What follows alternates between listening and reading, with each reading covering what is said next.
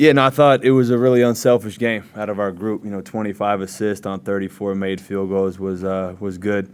I thought we did a good job. I've been talking about it a lot lately. I think you guys know we're trying to really try to keep teams off the foul line. I thought for the most part we did that for the majority of that game. So, try and force them to try to beat us from three for most of the game. So I think execution-wise, there was some good takeaways. Feels like Dallin Hall's getting a little more comfortable, the more run he's getting. Is that what you saw tonight? It was, yeah. And so, even missing a couple of bunnies, to still stay aggressive and it was good to just see him, just see the ball go through the net, and make really good reads. I thought in pick and roll, that was probably his best game of the year so far in terms of making pick and roll reads. What was it? So, yeah, 7 assists, no turnovers, so that was good to see.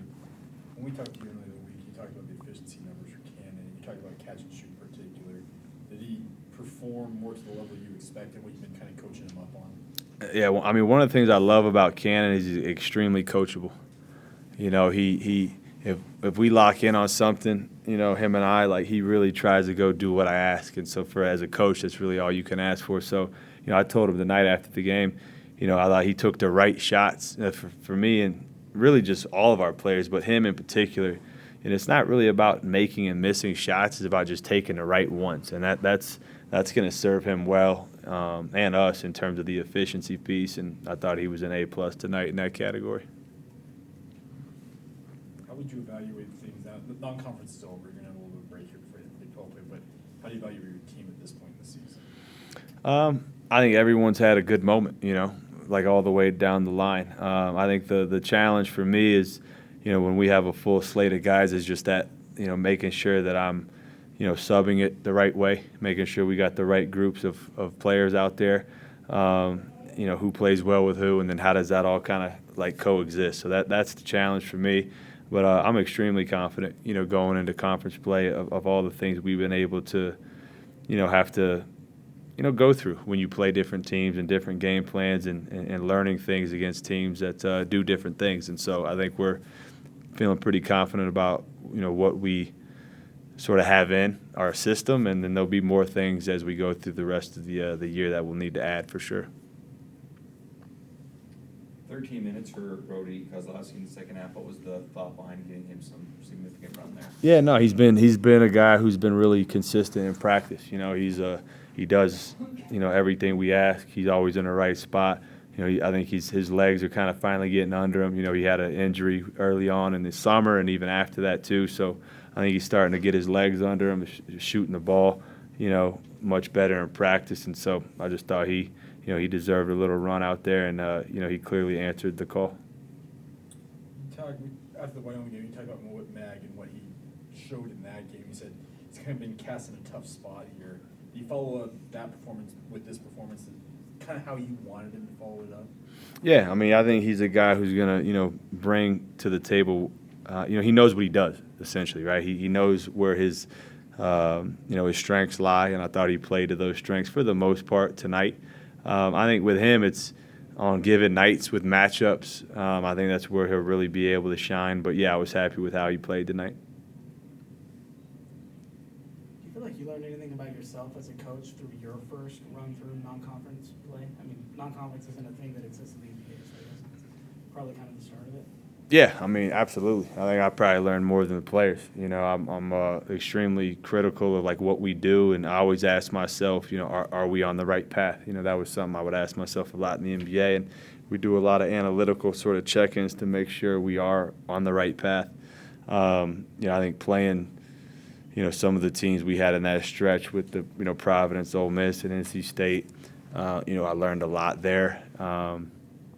And was able to kind of take some of those lessons and put them into play against, Fresno and Wyoming and even these guys as well. And so, yeah, absolutely. And that's why I made the comment about, in hindsight, I wish there would have been a few more of those kind of power teams we could have played to learn even more. So, I learned a ton, and, we'll continue to do so as the schedule gets harder. How are you going to handle things with 11 days off now? Are you going to do more intra-squad scrimmaging to keep you guys engaged? What's the plan? Yeah, the way that the schedule fell, with Christmas, right, and in a perfect world, this game was on the 21st or 22nd, so it was hard to, do much other than, guys are going on break, and so we'll be back at it right after day after Christmas, and good. We have found, I think, a bit of a rhythm is when we do have these multiple practice days in a row, and it'll allow us to really get ready for that first conference game. I wanted to ask you about Adeem Mbop. Has he started practicing, or what's the timeline to kind of start to work him in and just give him some chance to practice? Yeah, so he has not yet. He had some stuff he had to, medical and different things he had to kind of, check boxes with. But yeah, he'll be on the floor over the break, and then he'll be practicing with us, on that first day back. Excited to add him. He'll be a big time athlete, so we'll have our practices will automatically have a different look to him, with that, his size and athleticism. So I think it'll really. Our practices have been tremendous. I think that is a byproduct of some of the depth that we have. Like every day in practice is really competitive, and I think he'll add to that. Just to follow up on that, this was your first team that you built and assembled with roster construction. This is kind of big picture, but did it go smoother than you expected? Like with the depth that this team has and how so many guys can contribute on a given night, has it been a smoother process than you thought, building TAL teams? It's something I've done a lot just over my career, especially early on, like when I was in the G League for many years. That's something you do pretty much daily, anyway you used to in that league, because your roster was different every day. And so a lot of experience there. Will brought a lot of experience from a roster construction standpoint, and then all, Burgess and Dunson as well, and Linehan. So did it go smoother? We were so far behind when I got the job in terms of the portal. It had been open, this, that, the other. So, man, we were just working around the clock to just get the best players we could get. And we're fortunate with some things that, we got to the finish line and feel good about the stuff we were able to get done in a short amount of time. Two more questions. How much time has the staff spent on scouting ahead for Big 12 play? Yeah, I got quite a bit. Yeah, we kind of break things up with all the assistants on the scouts and so forth. So